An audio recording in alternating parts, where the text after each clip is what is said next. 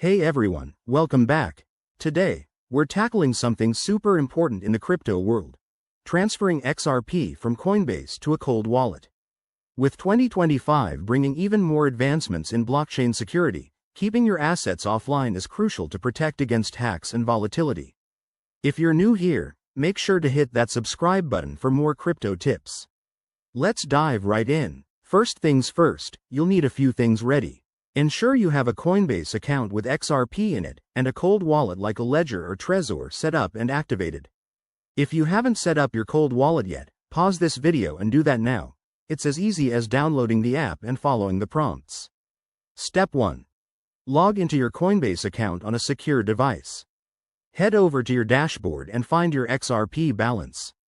Once you're there, click on Send or Withdraw. It might vary slightly based on the app version in 2025, but look for the option to move assets out.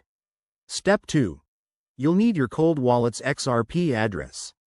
Open your cold wallet device or app, generate a new receive address for XRP, and copy it carefully.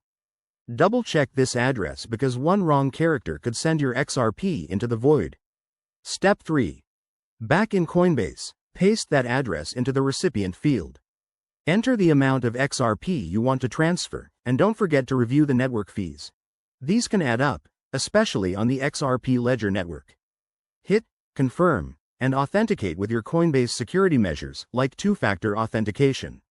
After you initiate the transfer, it might take a few minutes to a couple of hours to process, depending on network congestion. Once it's done, open your cold wallet and verify that your XRP has arrived. If everything looks good, you're all set.